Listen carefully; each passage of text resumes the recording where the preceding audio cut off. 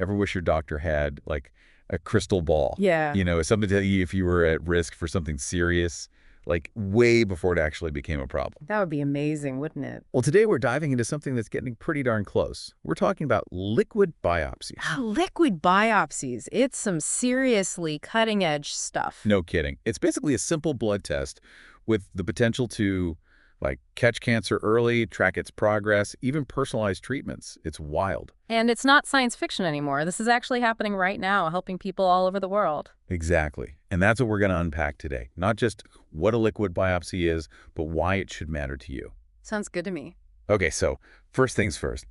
How can a blood test possibly tell you about, like, tumors hiding out somewhere in your body? Right. It does sound almost too good to be true, doesn't it? It really does. So how does it work? Well, the basic idea is pretty simple. You see, even tiny tumors, they're not very good at keeping secrets.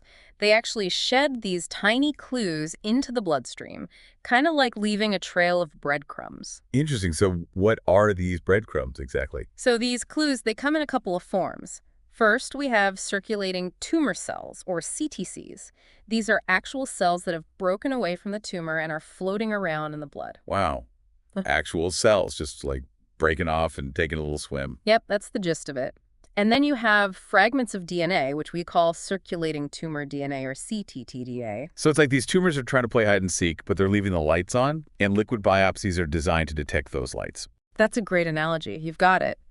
By analyzing these CTCs and ctDNA, doctors can identify the presence of cancer, figure out what type it is, and even track how it's responding to treatment. All that from a simple blood draw. Okay, that's just mind-blowing. Yeah. It's like switching from using a magnifying glass to a high-powered microscope, all without having to go through a traditional biopsy. Exactly. It's a game changer for so many reasons, and we're just starting to scratch the surface of what it can do. When we talk about early detection, it makes me think about those survival rate stats. Oh, yeah. You always see, like the ones that show a huge increase in survival when cancer's caught. Absolutely. Those are powerful, Right. really powerful statistics. In a lot of cases, finding cancer early, it's like putting out a spark before it becomes a raging forest fire, right? Totally. And that's really where liquid biopsies have the potential to be totally game-changing, right? Because they can help us catch those sparks before they become those huge problems. And it's not even just about catching it early, right? It's also about, Right. It seems like from what I understand, liquid biopsies can tell doctors a lot more about the specific Yes. characteristics You're right. of a tumor than traditional biopsies. Absolutely. You are 100% right. It's like, think of it this way, right? A traditional biopsy is kind of like you're getting a snapshot of a single part of the tumor, right? But a liquid biopsy is giving you more like a panoramic view. Oh, wow. Right? It can reveal things like genetic mutations within the tumor cells, which can be like really important for figuring out the best way to treat it. So walk me through this then. Yeah. Let's say like a liquid biopsy reveals that someone does have cancer. Yeah. What happens next? Okay. How does that information actually like translate into a personalized treatment? Yeah, that's what's really cool about this. So by analyzing the ectDNA, right, doctors can identify these specific mutations that might make the tumor more susceptible to certain drugs or therapies. Oh, interesting. Right. And so this is what we call personalized medicine, where you're tailoring the treatment to the unique genetic makeup of that patient's cancer. Wow. So it's like instead of having a one-size-fits-all approach, it's like you're getting a custom-made suit.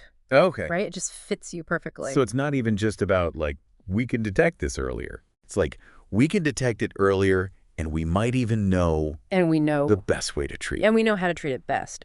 Out off the bat. Right. Which has got to have a huge impact on, huge. Not only treatment success, but just like the patient's overall experience. Absolutely. If you can like nail it right away. It's all about moving away from that one-size-fits-all and going towards that more targeted, individualized therapy. And this is what we're talking about. Liquid biopsies are a key part of that.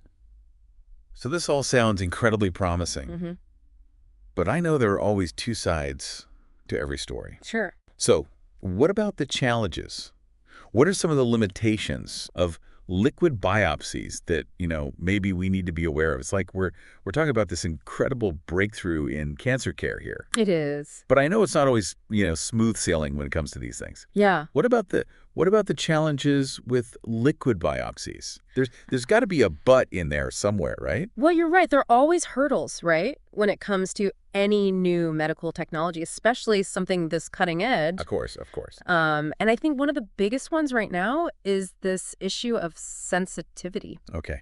And when we talk about sensitivity, we're talking about how good is the test at actually finding the cancer when it's there? Exactly. Right. That's exactly it. Like, how accurate is it? Yeah, and while, we're seeing a lot of promise, it's not perfect, especially when it comes to detecting cancer in the very early stages. Okay, so the earlier the cancer, Earlier the cancer, the harder it can be. the harder it is to detect. It's true, Think of it like this. Imagine like a tiny, tiny dandelion Okay. in a massive field, right? Yeah. And that dandelion that's your tiny tumor. Okay.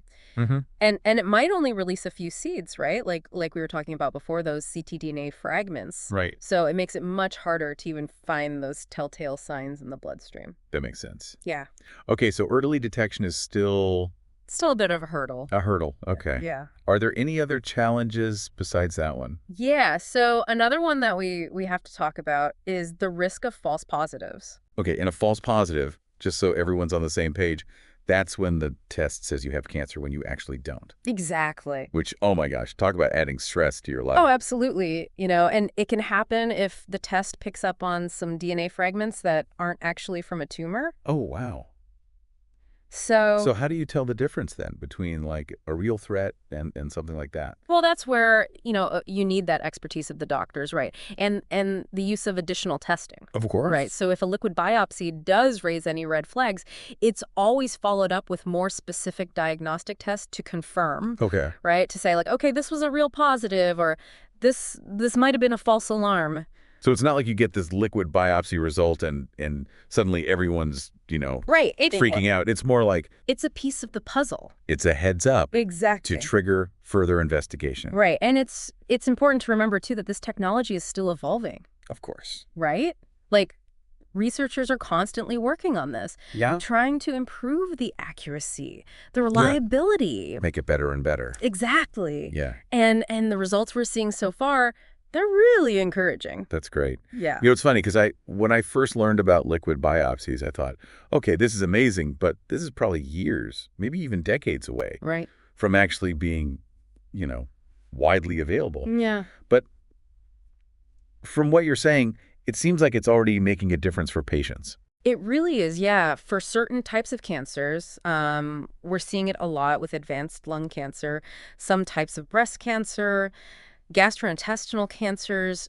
Liquid biopsies are being used right now to help guide those treatment decisions, monitor how the disease is progressing. Wow. Even assess how well the tumor's responding to the therapy. That's incredible. It's pretty amazing stuff. So even though there are, like you said, those hurdles to overcome, the potential here is like it's huge. massive, right? Yeah. It seems like it really is poised to like completely revolutionize the way we even think about It really is, yeah. detecting and treating cancer. Totally. It's about making it less invasive for the patient, more personalized, and ultimately more effective. Exactly.